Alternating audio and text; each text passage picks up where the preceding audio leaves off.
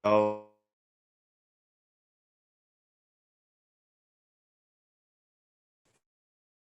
hormati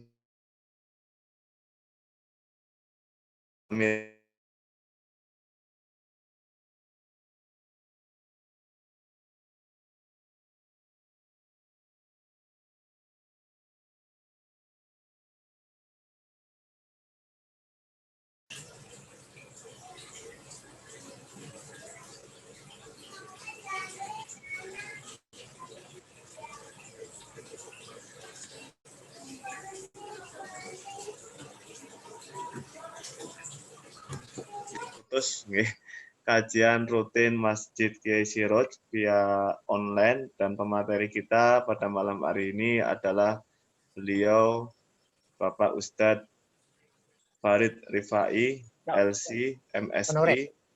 Alhamdulillah sudah hidup lagi. Yang insya Allah pada malam hari ini temanya akan membahas tentang bagaimana kita berbisnis di era pandemi.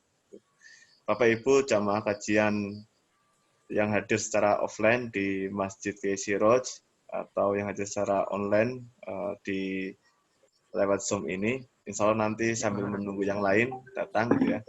Karena waktu sudah cukup malam, sudah masuk pada jam 6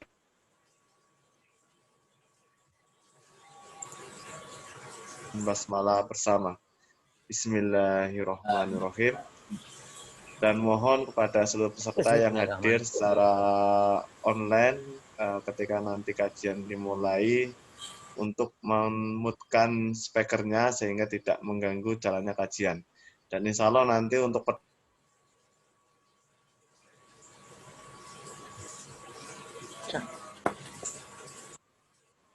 ke nomor saya, sehingga atau nanti setelah pengajian akan ada sesi tanya jawab langsung dengan Ustadz Farid Rifai, LC, MSI.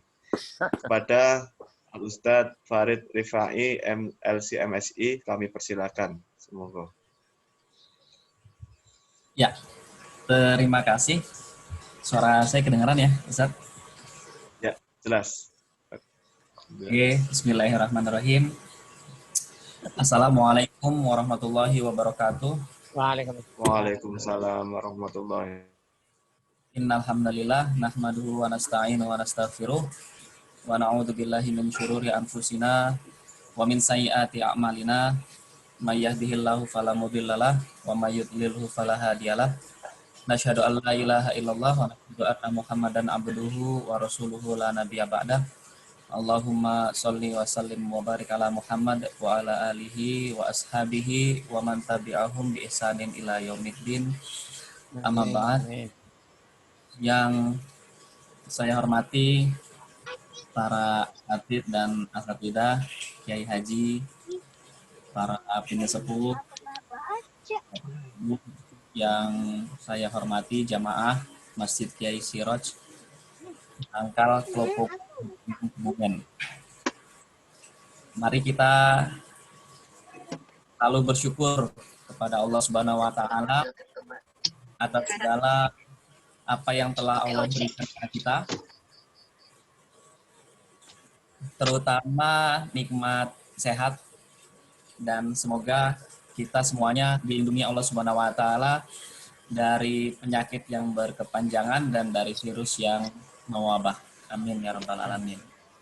Salawat serta salam semoga selalu tercurah kepada Nabi Muhammad SAW, dan semoga kita termasuk ke dalam umat yang diberi syafaatnya. Amin. Pada kesempatan malam hari ini, saya izin share screen. Ya,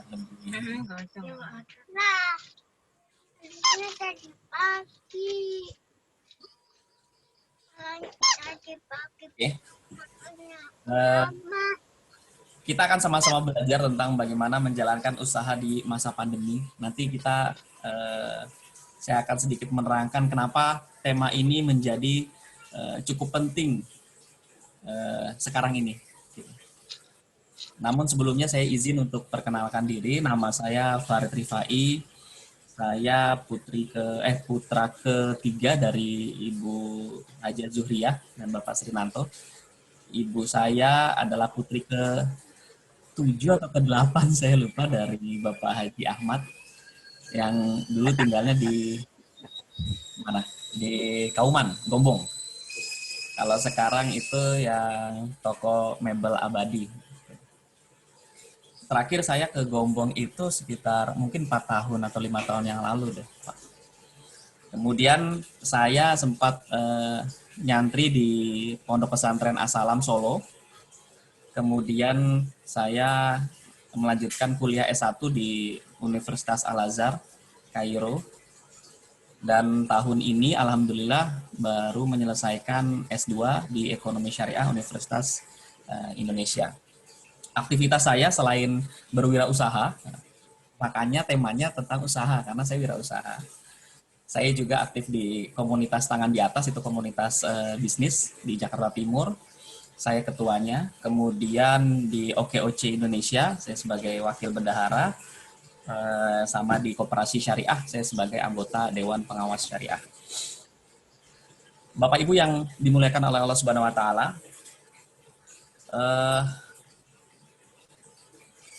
di sebulan yang lalu di OKOC itu dibahas tentang survei. Jadi beberapa masyarakat dari perwakilan seluruh Indonesia disurvei sama internal OKOC. Kemudian hasilnya adalah ada 4 kategori masyarakat Indonesia saat ini yang takut terhadap 4 hal ini. Awalnya kita berpikir bahwa 4 hal ini adalah yang nomor 1, orang yang paling ditakuti oleh masyarakat Indonesia sekarang itu kita berpikirnya adalah COVID-19. Virus ini yang kita pikir awalnya tuh ditakutin sama masyarakat. Ternyata hasil surveinya mengatakan bahwa ketakutan masyarakat terhadap COVID-19 itu berada di posisi nomor 4 gitu. Ternyata ada yang lebih ditakutin, ada 3 hal yang lebih ditakutin oleh masyarakat sekarang ini. Nah, yang pertama itu adalah masyarakat takut sama yang namanya pengangguran.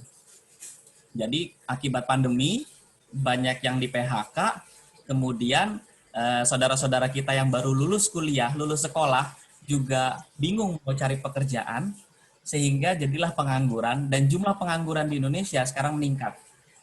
Awal tahun kalau nggak salah sekitar 7 juta, sekarang sekitar 9 juta. Itu pengangguran yang sebelumnya bekerja menjadi tidak bekerja. Belum dihitung pengangguran yang baru lulus kuliah, fresh graduate itu belum dihitung. Jadi lebih banyak lagi jumlahnya. Jadi yang kekhawatiran masyarakat yang pertama adalah soal pengangguran. Kemudian kekhawatiran kedua adalah soal naiknya harga-harga bahan pokok. Kalau di Jakarta, itu sekarang telur 1 kilonya 28.000. Sebelumnya sekitar sebulan 2 bulan yang lalu sekitar 24 atau 23. Ayam itu sekitar 40.000. Ada yang 38 antara itu. Yang sebelumnya bisa 35 dan sebagainya. Dan kedepannya kemungkinan bakal naik. Jadi kekhawatiran yang kedua masyarakat Indonesia adalah bahan baku yang naik harganya. Ketakutan yang ketiga adalah soal pendidikan. Jadi mulai banyak orang tua, ya mungkin kita, itu mulai khawatir anak-anak kita yang 9 bulan belajar di Zoom gitu, itu gimana ya masa depannya ya, kira-kira gitu. Ketakutan yang nomor 3, pendidikan. Kita kaget juga, oh ternyata pendidikan menjadi ketakutan yang nomor 3. Dan yang nomor 4 baru masyarakat takut akan COVID-19. Jadi orang lebih takut nganggur ketimbang takut COVID-19, kira-kira gitu. Nah, karena nomor 1 peringkatnya adalah pengangguran, maka kita ingin menjadi solusi. Saya mengajarkan kepada diri saya dan Bapak Ibu sekalian, mari kita menjadi solusi dari permasalahan ini. Nah, solusinya adalah dengan menjalankan usaha. Jadi kita menjadi membuka lapangan pekerjaan. Jadi tidak lagi mencari lapangan pekerjaan, tapi membuka lapangan pekerjaan agar membantu orang-orang yang membutuhkan pekerjaan ke kita. Dan kita tidak mencari-cari pekerjaan, tapi kita menciptakan lapangan pekerjaan. Jadi sungguh sangat mulia dalam konteks agama Islam memberikan kebermanfaatan kepada banyak orang. Nah itu dia. Nah nanti kita akan belajar pada malam hari ini bagaimana menjalankan usaha di masa pandemi. Saya bagi menjadi 3. Yang pertama adalah berilmu sebelum berdagang. Karena ternyata kesalahan pemahaman kita adalah kalau sebelumnya kan bilang udah jualan aja dulu, dagang aja dulu, usaha dulu aja gitu. Ternyata setelah menjalankan usaha ada praktek-praktek yang ternyata dilarang oleh agama. Tapi sudah kadung terlanjur kita jalankan, nah itu jadi bingung. Nah, jadi ternyata kita perlu berilmu sebelum berdagang agar terhindar dari perkara yang dilarang oleh agama Islam. Yang kedua adalah menjalankan usaha secara Islami, karena bagi umat Islam, bagi kita, usaha itu atau berdagang itu bukan sekedar mencari keuntungan materi, bukan hanya itu saja, bukan hanya sebatas kehidupan dunia saja, tapi juga akhirat. Kemudian yang ketiga adalah beberapa ide usaha di masa pandemi yang mungkin bisa kita lakukan kita lakukan di masa pandemi ini. Karena sejatinya kita menjalankan usaha itu untuk mencari keberkahan dari Allah Subhanahu wa taala, bekal kita di akhirat. Maka yang pertama berilmu sebelum berdagang. Umar radhiyallahu anhu pernah berkata, janganlah seseorang berdagang di pasar kami sampai dia paham betul seluk-beluk riba. Jadi dulu zamannya Khalifah Umar, orang itu nggak boleh masuk ke pasar sebelum dia tahu hukumnya jual beli itu apa yang dibolehkan, apa yang dilarang. Sebelum tahu bagaimana caranya agar tidak riba, itu harus tahu dulu sebelum masuk ke pasar. Jadi harus tahu dulu ilmunya sebelum masuk ke pasar. Kalau sekarang kan siapa saja boleh masuk ke pasar. Yang terjadi adalah banyak orang yang belum tahu bagaimana hukumnya, akhirnya praktek-praktek yang dilarang terjadi. Misalkan belinya 1 kilo ada kurang-kurang sedikit, 10 on, 20 on, nggak apa-apa. Kita menjual barang yang ada cacatnya sedikit ya, sudah nggak apa-apa lah gitu. Dan lain sebagainya, banyak lagi praktek mulai dari maisir, horor, riba dan lain sebagainya itu terjadi karena ketidaktahuan kita terhadap ilmu berdagang. Jadi nampaknya kita perlu belajar bagaimana berdagang sebelum kita menjalankan usaha. Nah, dampak berdagang tanpa mengetahui hukum syariat itu ternyata menurut Umar bin Abdul Aziz rahimahullah, ini seorang saudagar juga dalam sejarah Islam.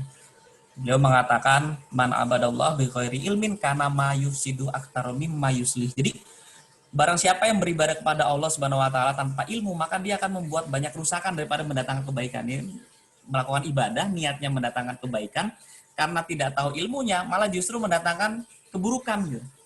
Maka dulu kita kalau mau sholat kan belajar dulu bagaimana tata cara wudhu, bagaimana tata cara sholat, tata cara takbir, dan lain sebagainya, apa hukum sholatnya, rukun sholatnya, wajib sholatnya, apa yang membatalkan sholat, kita belajar dulu. Baru habis itu kita beribadah. Sama, dalam berdagang juga demikian. Apa yang dilarang, apa yang tidak boleh, itu juga kita mesti belajar sebelum kita menjalankan usaha itu. Sebelum kita melakukan hal-hal yang terlanjur kita lakukan ternyata salah. Kemudian Ali bin Abi Thalib juga mengatakan, man itajara qabla an yatafaqqah irtatoma fi riba. Tuma irtatoma gitu terus. Barang siapa yang berdagang namun belum memahami ilmu agama, dia akan terjerumus dalam riba. Kemudian dia akan terjerumus terus sampai ke dalam itu, sampai akhirnya sulit untuk keluar dari lubang riba yang dilarang itu. Sulit. Nah ini dia, maka pentingnya kita berdagang, pentingnya kita menjalankan usaha pentingnya belajar tentang usaha sebelum kita praktek menjalankan usaha. Kemudian ilmu apa yang kita harus pelajarin? Yang pertama tentu sebagai prinsip utama kita adalah akidah yang lurus, Ahlussunnah wal Jamaah. Percaya kepada Allah Subhanahu wa taala, percaya kepada Rasulullah, percaya kepada kitab-kitabnya dan lain sebagainya. Itu kita yakini betul sebagai landasan yang mendasar. Kemudian keyakinan yang selalu kita pegang dimanapun. Karena ketika kita sudah masuk ke dalam dunia perdagangan, perniagaan, kita bekerja sama dengan orang lain sebagainya, godaan itu akan terus datang. Misalkan, ya udah saya beli barang kamu 10.000, tapi boleh nggak misalkan dikurangin sedikit? Ada saja godaan tersebut. Maka akidah menjadi hal yang utama sebagai pondasi awal. Yang kedua, ilmu adalah fikih muamalah, tentu saja, agar perdagangan yang dijalankan tidak menjerumuskan kita ke dalam perkara yang haram. Jadi mungkin kita nanti suatu saat belajar tentang fikih muamalah, tentang hukum jual beli, tentang bagaimana membedakan antara akad transaksi yang sosial dengan yang jual beli. Karena ternyata niatnya berbeda, itu juga beda prakteknya, dan tidak bisa dicampur adukan, dan tidak bisa diotak-atik. Contoh misalkan, ada teman kita datang ke kita minjam. Mas Farid, saya pinjam uang dong. Oh iya, berapa? 1 juta. Buat apa? Saya mau jualan gorengan di depan rumah. Oh ya udah boleh, saya pinjam nih saya pinjamkan 1 juta kepada teman saya. Kemudian teman saya itu jualan gorengan. Sebulan kemudian dia datang ke saya, balikan 1 juta. Kemudian dia bilang bahwa apa? Alhamdulillah mas, bisnis saya lancar, saya udah dapat keuntungan gitu. Saya yang tadinya niatnya membantu, melihat teman saya tuh sukses, saya bisa saja bilang begini, mas kan sudah saya bantu, tambahinlah bagi untung gitu, bagi hasil ya. Karena kan mas sudah untung nggak karena saya pinjemin. Gitu. Ya berubah tuh, yang tadinya niatnya untuk sosial, kemudian karena kita tahu teman kita tuh sukses, kita balikan itu menjadi akad yang jual beli bagi hasil. Itu tidak boleh. Jadi kalau di awal sudah sosial, ya sosial saja. Kalau di awal memang jual beli, perdagangan, bisnis, ya bisnis, tidak bisa diganti sosial. Contoh, misalkan kalau dalam konteks tadi dipinjemin 1 juta, kita bagi hasil ya, keuntungannya saya 10%, kamu sisanya ambil. Kemudian rugi, mas ternyata rugi, uangnya habis. Oh ya sudah deh, anggap aja saya sedekah sama kamu. Itu nggak bisa. Karena di awal perjanjiannya adalah kerjasama. Karena di awal perjanjiannya adalah bisnis. Jadi nggak bisa dibolak-balikan. Nah itu ternyata dalam fikih muamalah itu tidak diatur akadnya dari awal. Nah kayak gitu.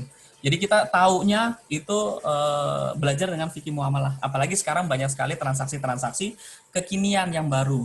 Sekarang bayar tidak lagi dengan fisik uangnya, pakai scan aja sudah bisa. Ada mungkin kita juga tahu ada namanya GoPay, ada OVO dan lain sebagainya. Hukumnya kita nanti belajar di situ bagaimana caranya.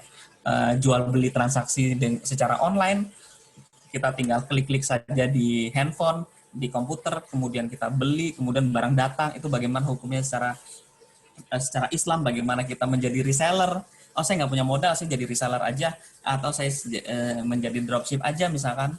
Itu juga kita pelajari di fikih muamalah. Jadi perlu kita menyempatkan waktu untuk belajar fikih muamalah. Kemudian menjalankan usaha secara islami. Nah tadi yang saya bilang bahwa muslim mencari akhirat tanpa melupakan dunia. Ini dia. Jadi kita diajarkan untuk carilah kebahagiaan akhirat. Dunia akan ngikutin nih. Tetapi kita juga diajarkan jangan melupakan dunia, akhirat terus juga enggak gitu. Ya kan? Maka dari itu di Muhammadiyah kita juga tahu bahwa bagaimana banyak sekali usaha-usaha yang dilakukan oleh Muhammadiyah dan sekarang maju dan berkembang, bahkan asetnya luar biasa besar sekali. Karena memang kita tahu betul bahwa kita perlu mencari dunia juga. Dan alhamdulillahnya karena niatnya akhirat, menjalankan dunia, Allah mudahkan. Banyak sekali sekolah-sekolah yang Muhammadiyah dirikan dan jalankan di Indonesia, dan semuanya berjalan dengan baik gitu kan. Yang saya tahu misalkan contoh di Solo, di dekat pesantren saya, UMS, Universitas Muhammadiyah Surakarta, dulu waktu saya sekolah di sana itu gedungnya paling cuma 3 atau 4. Wah sekarang sebelah barat Asalam itu udah dibuka lagi kampus UMS untuk kedokteran, 1 gedung sendiri. Sudah ada lagi wismanya sendiri, yang dulunya sawah sekarang sudah dibeli sama UMS. Artinya berkembang luar biasa subhanallah, dan memberikan dampak manfaat bagi masyarakat sekitar. Ya jadi menjalankan ekonominya di sana. Lagi-lagi dari usaha, ya kan, bisa memberikan manfaat sebanyak-banyak. Jadi mari kita mencari akhirat niatnya tanpa melupakan dunia. Nah ini dia di dalam surat Al-Qasas ayat 77, wabtaghi fi ma ataqallah ad-darul akhirah. Dan carilah pada apa yang telah dianugerahkan Allah kepadamu, apa? Kebahagiaan akhirat. Kemudian walatan sanasi baka minad dunia. Dan janganlah kamu melupakan bagianmu dari kenikmatan dunia. Jangan ditinggalkan dunianya. Cari juga. Tapi kan di awal akhirat dulu, baru dunianya. Ya, kemudian ini Allah kasih tahu tipsnya. Wa ahsin kama ahsanallahu ilaik. Berbuat baiklah kepada orang lain sebagaimana Allah telah berbuat baik kepadamu. Kurang apa lagi Allah baiknya sama kita? Ya kan? Kurang baik apa lagi Allah sama kita? Jadi kita ikutin, kita berbuat baik juga pada orang lain. Wala tabghil fasada fil ard, janganlah apa? Kamu berbuat kerusakan di muka bumi. Janganlah berbuat kerusakan. Baik aja terus pokoknya. Ya kan?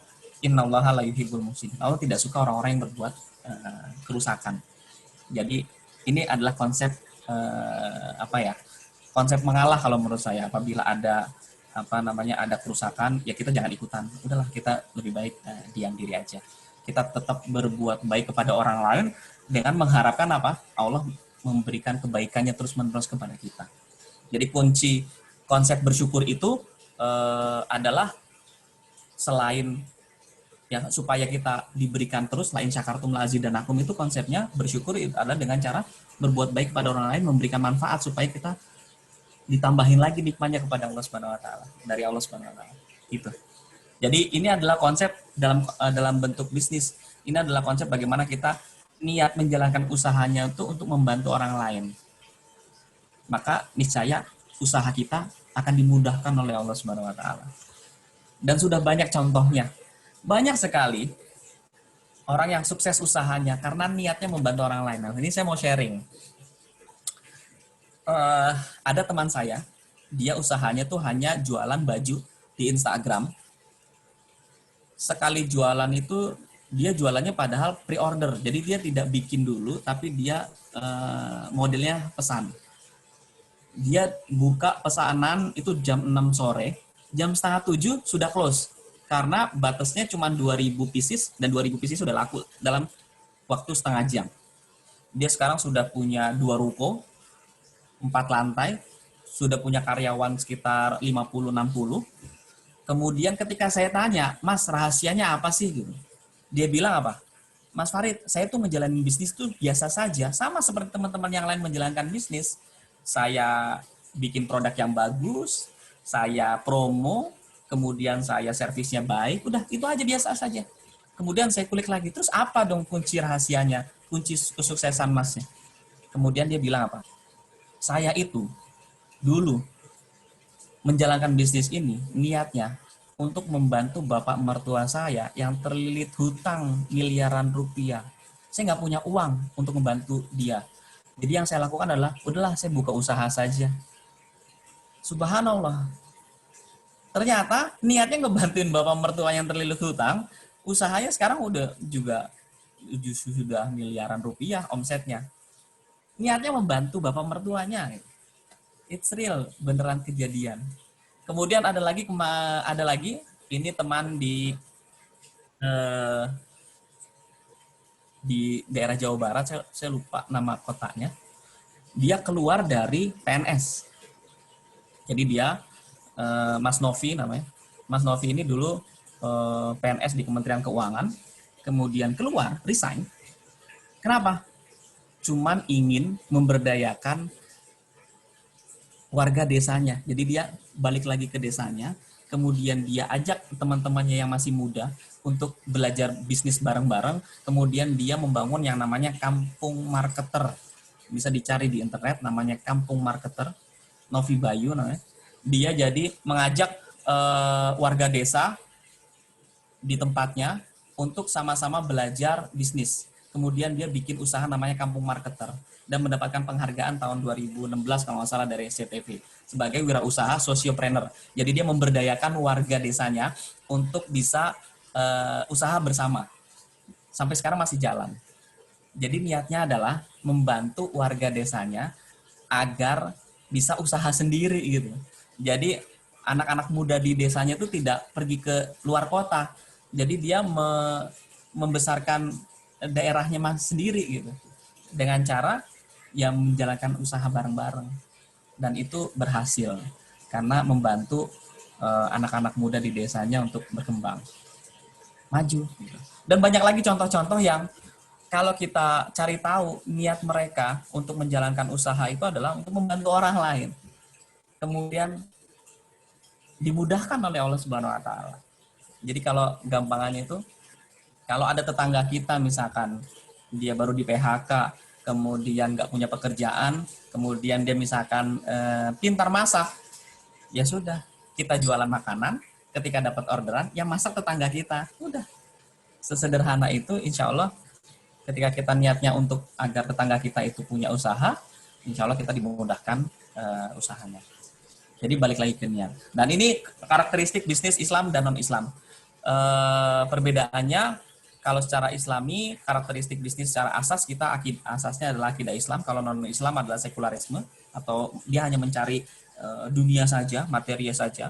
Motivasinya kalau Islam adalah dunia akhirat, kalau non-Islam adalah dunia saja. Maka kalau ada Bapak Ibu di sini misalkan menjalankan usaha, kemudian misalkan qadarullah Allah takdirkan gagal, maka coba cek dulu di dalam diri kita, niatnya waktu menjalankan usaha itu apa? Apakah hanya ingin mencari uang atau yang lain? Dan ini bisa dipakai untuk menjalankan usaha yang baru. Cari orang yang mau kita bantu, kita ajak dia untuk membantuin, insya Allah usahanya jalan.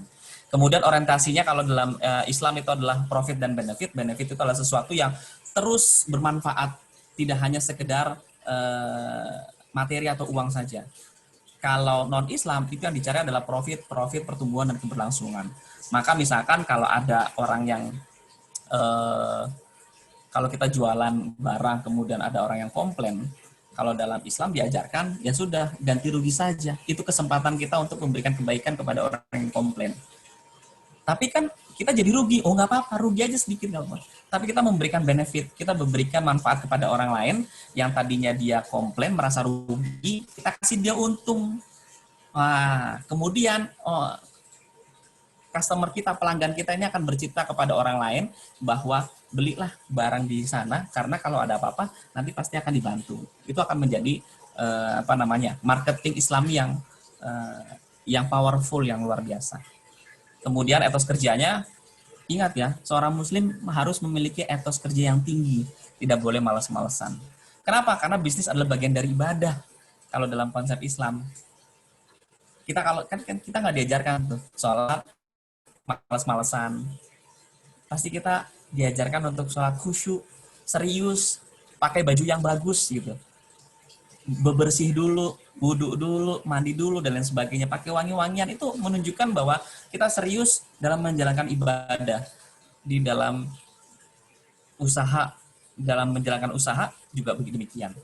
Kemudian sikap mentalnya harus maju dan produktif sebagai konsekuensi keimanan dan manifestasi kemusliman kita. Kita juga harus meningkatkan keahlian karena kita harus ahli di bidangnya. Jadi silakan, mumpung kita banyak waktu di rumah, kita cari tahu itu skill atau keahlian kita tuh apa, kita tingkatkan. Kalau keahlian saya hanya bertani, bagaimana? Ya nggak apa-apa, bercocok tanam saja. Nanti saya akan kasih tahuin tentang pertanian. Kemudian kita juga harus amanah. Rasulullah SAW modal utamanya dalam berdagang adalah apa? Amanah, kepercayaan. Dia dikasih barang, silakan jualan, kemudian yang laku konsekuensinya yang laku dikasih uang, yang tidak laku dibalikan. Itu kan modalnya hanya amanah, modalnya hanya kepercayaan. Kita kalau dalam Islam mencari modal yang halal, kalau yang non-muslim halal haram pokoknya nggak masalah. Kemudian secara SDM sesuai dengan akad kerjanya, akad di awal yang tadi saya kasih contoh bahwa namanya dalam konteks fikih muamalah, perjanjiannya atau akadnya di awal itu harus jelas apakah ini sosial atau bisnis dan tidak bisa dibolak-balik. Ini karakteristik bisnis Islam dan non-Islam. Kemudian kita masuk ke dalam konsep bisnisnya. Masalah yang sering terjadi bagi pengusaha UMKM, pengusaha yang baru, itu ada 3 biasanya. Masalah yang sering terjadi. Yang pertama adalah modal terbatas. Saya untuk memulai usaha atau mengembangkan usaha itu takut gagal. Kenapa? Nanti kalau takut, produk nggak laku, modal saya habis. Atau saya memang tidak punya modal, mau bikin baju untuk jualan, mau kulakan gitu. Bagaimana saya nggak punya modal? Yang pertama. Yang kedua, tempat terbatas. Sewa tempat yang strategis mahal, rumah saya di dalam, ya kan? Orang susah mau nemuin tempat saya. Kalau saya jualan di rumah, mana bisa orang tahu. saya jualan, mau saya sewa tempat di pinggir jalan itu juga mahal, saya nggak punya uang, balik lagi ke masalah pertama. Jadi merasa ini tempat terbatas, keterbatasan tempat usaha. Jadinya udahlah saya nggak usah usahalah gitu. Saya kerja saja misalnya. Itu masalah kedua. Masalah ketiga, pengetahuan terbatas. Bingung cara menjual produk. Tidak tahu bagaimana menjual produk. Orang bapak saya dulu PNS, ibu saya dulu kerja, saya nggak tahu bagaimana cara jualan. Sekarang saya harus jualan, ya saya nggak tahu gitu misalkan. Jadi nggak ngerti gimana caranya. Ini biasanya tiga masalah utama kita dalam menjalankan usaha. Di balik masalah ada solusinya. Nah ini dia solusinya. Kalau solusi bagi modal terbatas, ingat Bapak Ibu sekalian, modal usaha itu tidak selalu berkaitan dengan uang. Maka saya selalu bilang bahwa modal utama kita sebagai orang Islam percaya akan adanya Allah Subhanahu wa taala gitu. Maka sebenarnya modal kita untuk berdagang itu bukan hanya sekedar uang, tapi kepercayaan. Seperti tadi saya bilang, baginda Rasul Shallallahu Alaihi Wasallam, modalnya kepercayaan, digelar Al-Amin, orang yang dipercaya. Saya jualan ya barang kamu, oh ya nggak apa-apa, bawa aja dulu. Ya udah, kita jaga amanah itu, kita benar-benar jualan, kemudian kita balik, ini keuntungannya, ini yang laku, ini yang nggak laku. Besok saya jualan lagi ya, oh iya. Jangan dikasih kepercayaan, kemudian wah mumpung nih, haji mumpung. Hati-hati banget. Maka mulai dari sekarang pupuk kepercayaan, ya silaturahim, kasih tauin bahwa kita adalah orang yang bisa dipercaya, sehingga para pemilik modal gitu misalkan, atau pemilik usaha bisa memberikan kepercayaan itu kepada kita, dan sehingga kita jadi orang yang dipercaya dan kita bisa punya modal untuk menjalankan usaha. Kemudian masalah yang kedua, tempat terbatas. Solusinya adalah ternyata sekarang usaha itu tidak harus memiliki toko. Kalau istilahnya itu offline, tidak harus dengan offline, tidak harus kita jualan di ruko, tidak harus jualan di kios. Kita bisa online. Ya, kalau anak muda pasti tahu kita bisa jualan di website, kita bisa jualan di marketplace, kita bisa jualan di Facebook, kita bisa berjualan di Instagram. Ini anak-anak muda nih. Jadi kalau kita punya anak-anak kita yang masih muda, pasti tahu Facebook, Instagram, suruh belajar. Kamu jangan cuman di internet, jangan cuman menghabiskan waktu untuk lihat-lihat saja. Belajar bagaimana cara jualannya di Instagram.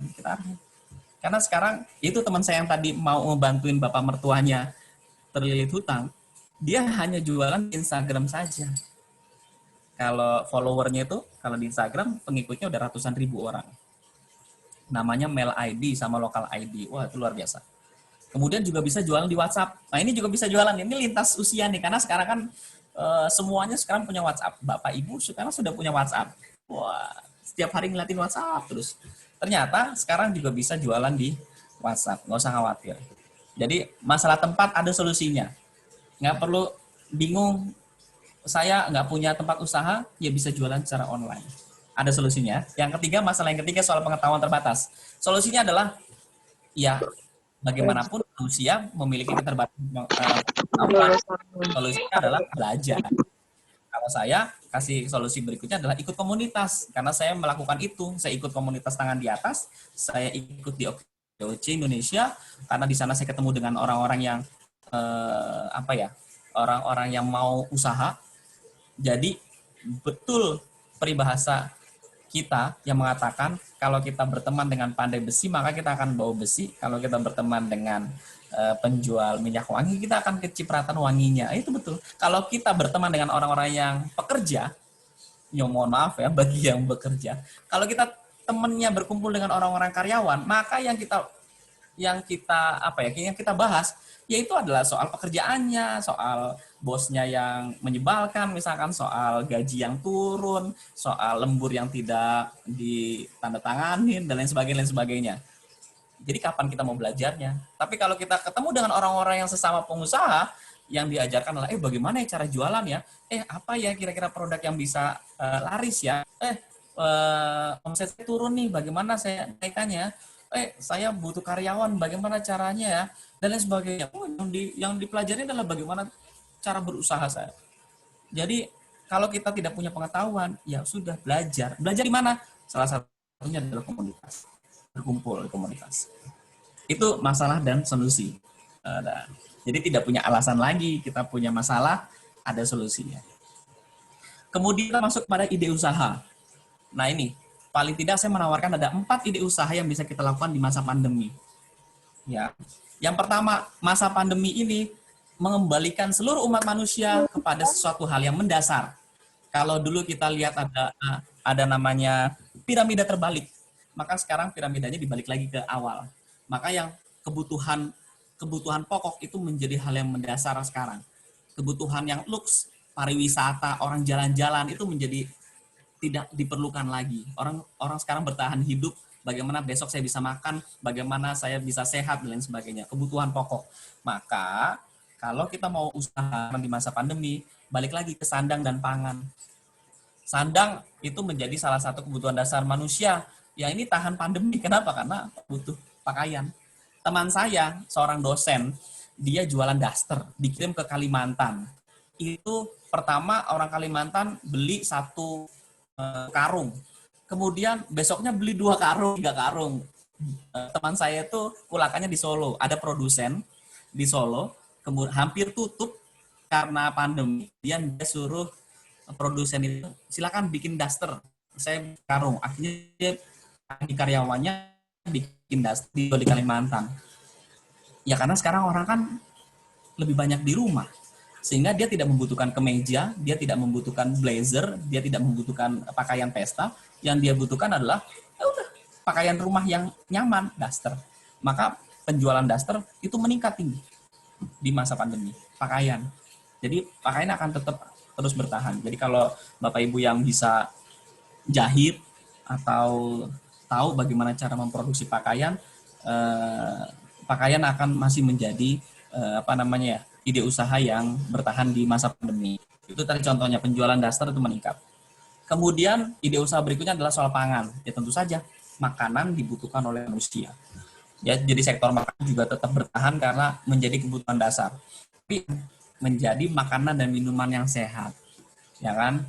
Kita sekarang banyak kali yang jualan minuman sehat sekarang juga meningkat dan banyak sekali merek-merek besar itu juga beralih kepada makanan dan minuman yang sehat. Karena semua orang akan mencari makanan minuman yang sehat. Ya kita juga frozen food. Tapi kalau di Jakarta frozen juga sudah agak bergeser karena banyak frozen food gitu. Jadi meskipun supply-nya tinggi tapi demand-nya juga tinggi. Jadi bertarung sana. Cuman makanan dan minuman sehat itu sekarang masih menjadi primadona. Bagi Bapak Ibu yang misalkan tahu rahasia bikin empon-empon, rahasia mengolah rempah-rempah menjadi minuman yang menyehatkan dan menyegarkan, buat kasih tahu ke orang-orang bahwa ini bisa kesehatan kita, ini bisa meningkatkan imun kita karena isinya adalah jahe, serai dan lain sebagainya, pakai gula dan sebagainya. Kita kasih tahuin bahwa ini semuanya akan mencari sekarang makanan dan minuman yang sehat. Kemudian ide usaha yang berikutnya, dia yang tadi saya bilang, pertanian, peternakan, perikanan. Wah, itu menjadi menjadi primadona sekarang. Karena ini adalah bentuk ketahanan pangan dan Indonesia memiliki potensi yang luar biasa di pertanian, peternakan, perikanan.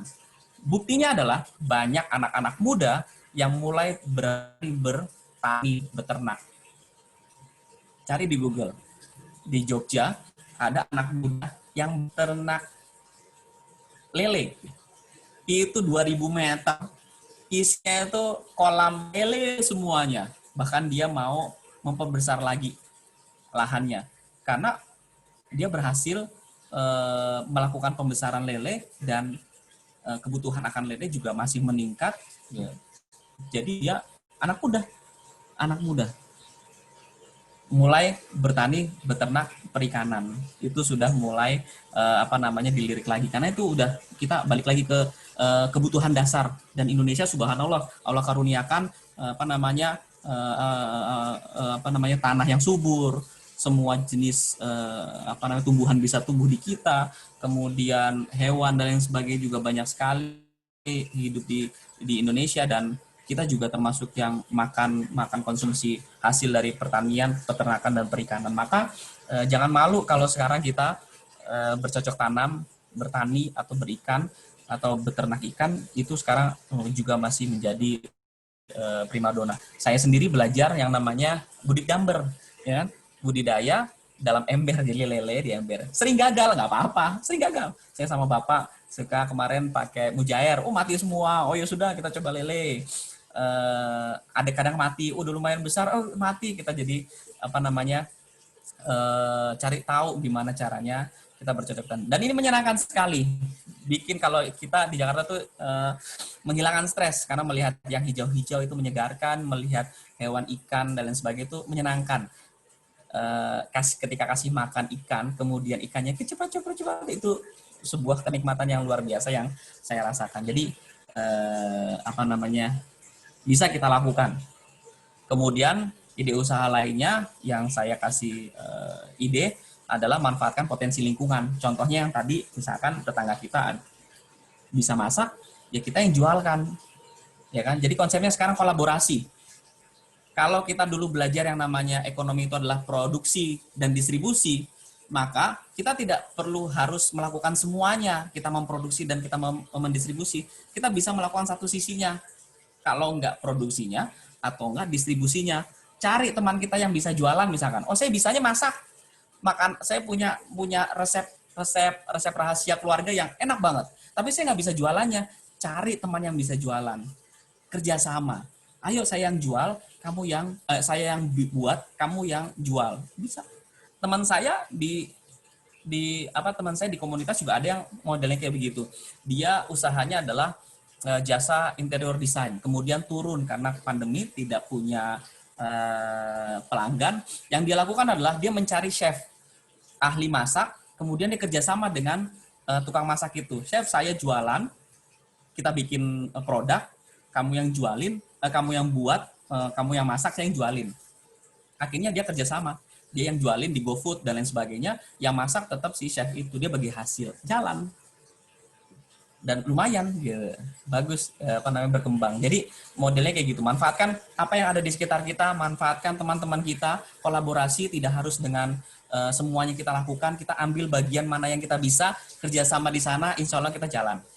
Karena konsep fikih muamalah setelah saya pelajarin itu banyak sekali konsep yang namanya kerjasama. Jadi yang namanya akad musyarakah itu banyak sekali, musyarakah dan lain sebagainya itu bentuk kerjasama yang dibolehkan dalam Islam. Ya, jadi amati yang menjadi kelebihan lingkungan dan kelebihan kita, kemudian kolaborasi dan kerjasama. Ini ide usaha yang bisa kita lakukan. Contoh, saya ngambil contoh misalkan ini sebagai untuk mencari inovasi. Ada dua, nanti saya kasih contoh. Yang pertama adalah martabak. Dulu saya waktu kecil yang saya tahu martabak itu hanya ada dua rasa, ketan hitam sama kacang coklat. Sekarang ada yang namanya martabak pelangi. Padahal tepungnya sama, gulanya sama, pakai ember juga. Pokoknya semua adonannya sama, yang membedakan hanya atasnya saja. Dulu cuma ketan, sekarang pakai kismis, sekarang pakai jagung, keju dan sebagainya. Kemudian yang kedua, contoh misalkan sabun serai.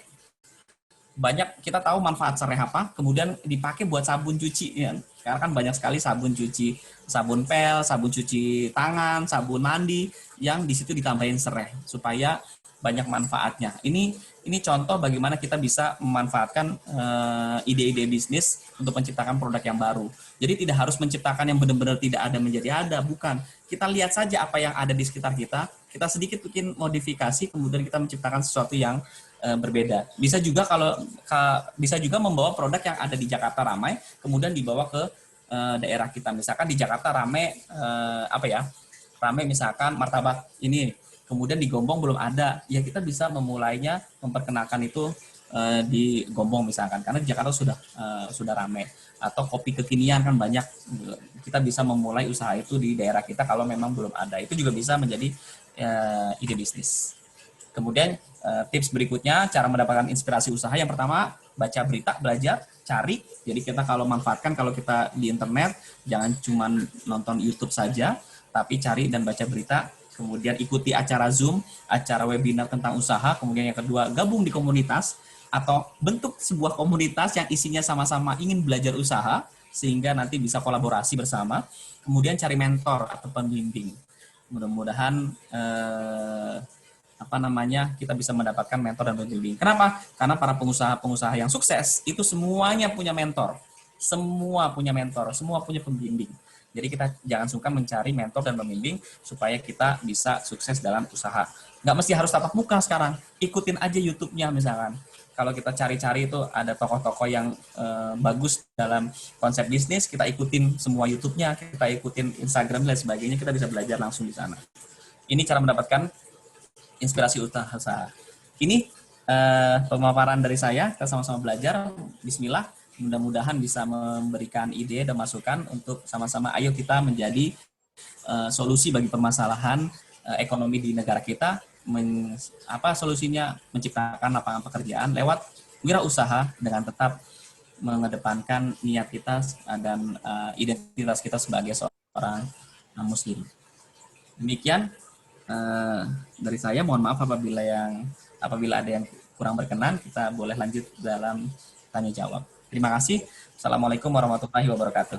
Waalaikumsalam warahmatullahi wabarakatuh. Terima kasih kepada Ustadz Farid Rifai LC MSI atas materi yang sudah disampaikan kepada kita semuanya.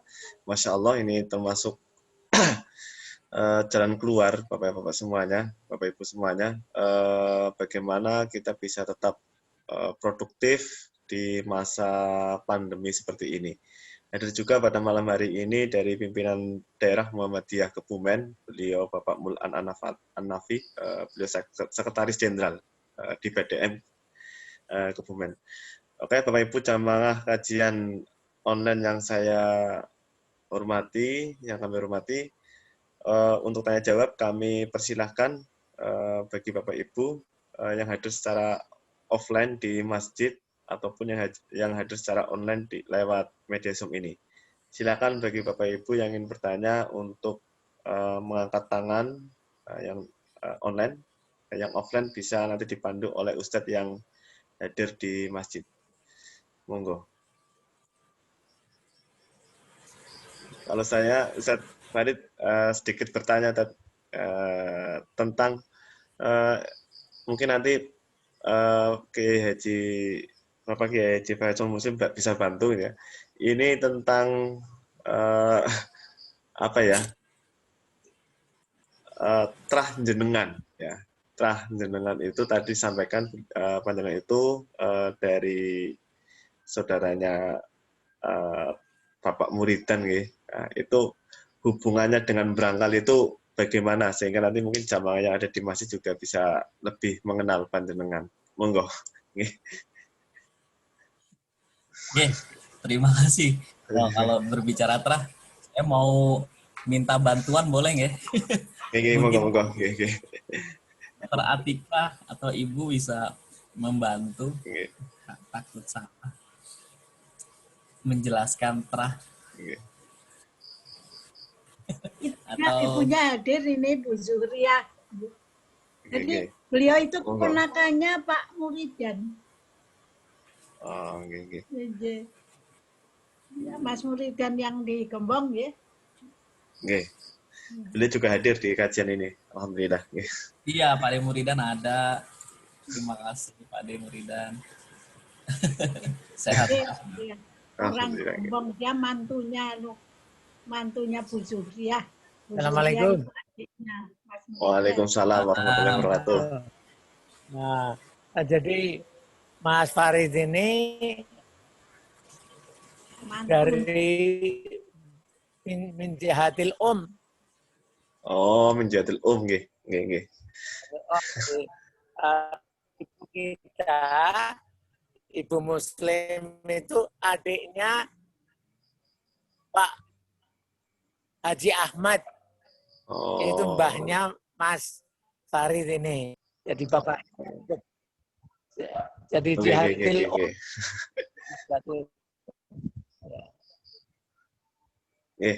Terima kasih Mbah atas penjelasannya mungkin. Tadi saya memang tanya-tanya ke masjid dulu Mbah, ke jamaah. Ini jalurnya bagaimana nggih? Oh ternyata dari Ibu Muslim nggih. Bu Muslim. Oh, Ibu Muslim.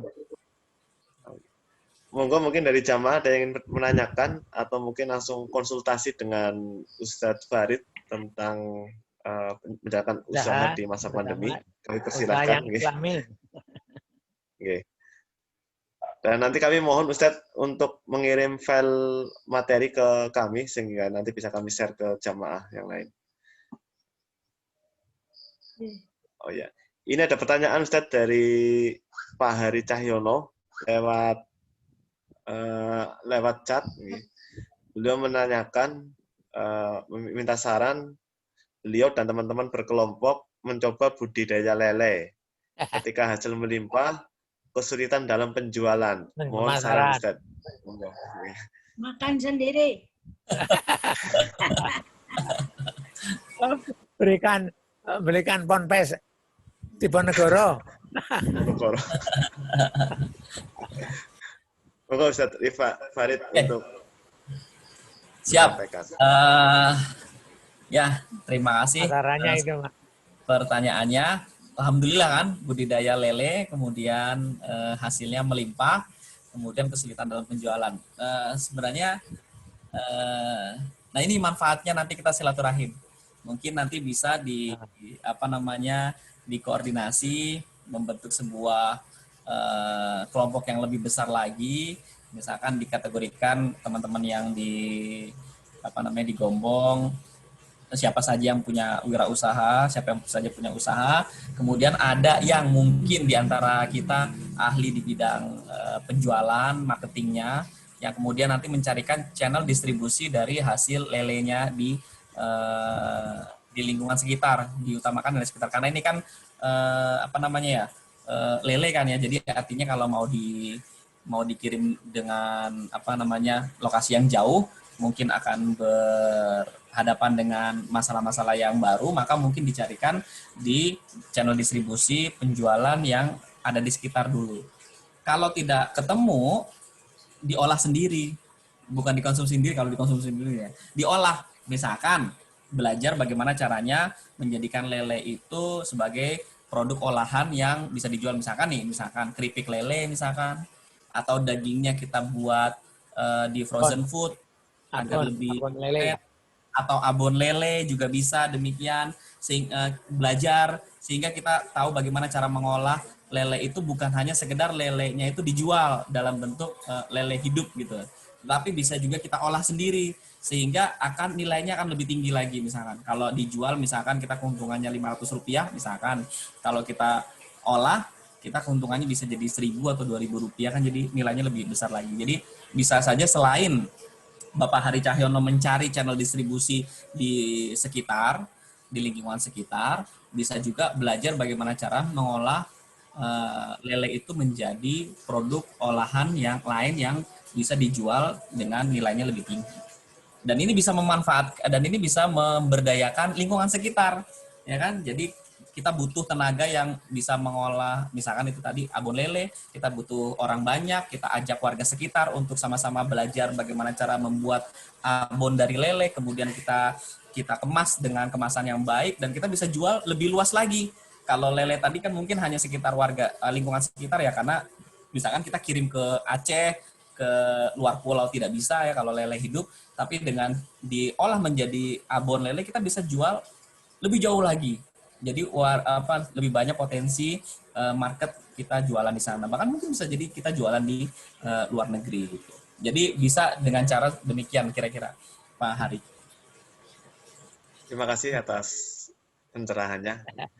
Kemudian yang kedua, Ustadz, dari Bapak Mul'an, pimpinan daerah Muhammadiyah Kebumen, beliau juga termasuk Bapak RW, Ketua RW. Beliau menanyakan bagaimana warga kami di Kebumen dalam lingkup di RW kami bisa bekerja sama dengan OKOC, Ustadz.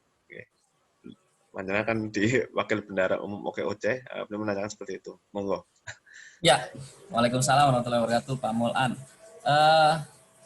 Catat nomor handphone saya, kemudian nanti kita rapat lebih jelas lagi. Kita akan sangat senang sekali untuk bisa bekerja sama dengan OKOC. Jadi nanti kita rapat untuk membahas lebih lanjutnya. insya Allah kita bisa siap bantu. Gitu, Kamulan. Sudah saya kirim Ya, nomor jenengan sudah terkirim ke Pak Mulan nggih. tambah rame. Nggih. Tambah rame saiki. Dari yang lain monggo. Kalau belum ada, sedikit kami ingin menginformasikan tentang perkembangan pondok nih, Pak. Oke. Bapak Ibu jamaah kajian yang kami hormati, dari pimpinan ranting Muhammadiyah Merangkal Klobogodo ingin menyampaikan sedikit tentang perkembangan pendidikan Islam di Tanah Merangkal ini. Alhamdulillah kita sudah punya master plan untuk 2 kampus kita, ya. Pertama kampus di lingkungan Masjid Kiai Siroj, ini sudah kita ada master plan-nya. Yang kedua di Tanah Wakaf yang sebelah timur masjid, itu sudah kita bangun. Alhamdulillah pelan-pelan di masa pandemi tetap bisa jalan ya, di bawah ini, dan di depannya ini sudah kita ada rancang ingin buat kolam. Jadi rencananya nanti bekas air wudhu santri masuknya ke kolam. Itu akan kita ternak ikan ya. Rencana awal ikan jair. Lele. Jair yang beranak, Mbah, gitu ya.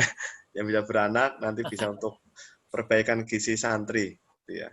Kalau dijual sih, ya mudah-mudahan nanti bisa itu ya. Itu kemudian kami juga ingin melaporkan wakaf pembangunan pondok. Alhamdulillah sampai hari ini uang masuk sudah sampai 637.283 sekian. Dan Kurangnya kita masih ada kesempatan wakaf 596 juta. Ya.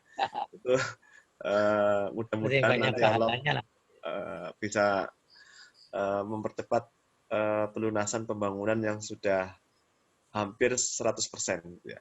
Kemudian Bapak Ibu jamaah kajian yang kami hormati, untuk wakaf transfer kami layani bisa melalui nomor rekening BRI Cabang Gombong dengan nomor rekening 668701009001 atas nama Rumah Tahfidz Diponegoro Merangkal.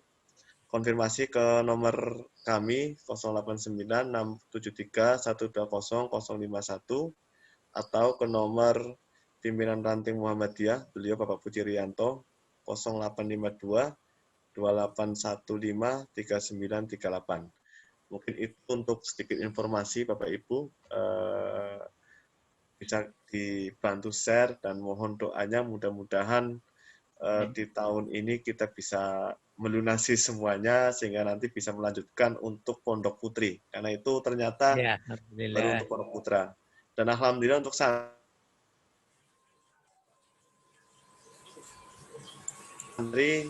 mulai masuk lagi tambah 10 santri, kita sudah ada 40 santri. Alhamdulillah ini berkat doa dari seluruh jamaah yang ada di kajian kita. Kemudian kami informasikan juga untuk kajian Masjid Kiai Siroj. Berkatnya harus 2, gede Mas. Doa pertama, lalu duit. Pertama doa, kedua duit. Nah, itu yang insya Allah. Katanya Ustaz Farid kan kita akhirat. Nah, intinya durinya akan dapat. Nanti kan. Amin. Okay.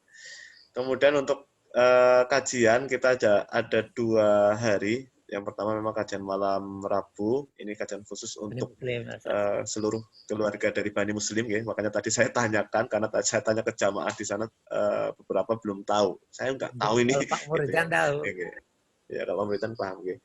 Kemudian untuk malam Ahad itu untuk umum, sama kita kadang via Zoom atau live streaming lewat akun YouTube kami, akun YouTube resmi dari madrasah kita.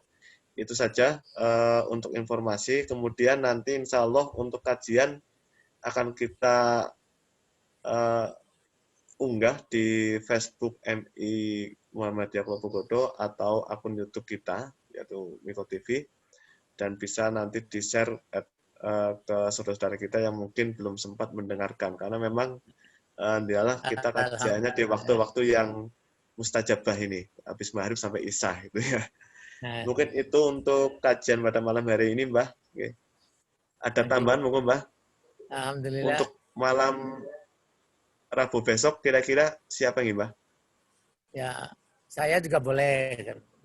Insya Allah. Alhamdulillah. Insya Allah saya. Nanti Oke. setelah itu yang muda-muda lagi gitu. Alhamdulillah. Tadi terima kasih Mas Farid. Alhamdulillah jadi ada Ya. pencerahan lain Sama-sama. yang memperbanyak ilmu-ilmu akhirat dan ilmu dunia. Insya Allah. Matur suwun. Moga-moga ketemu lagi.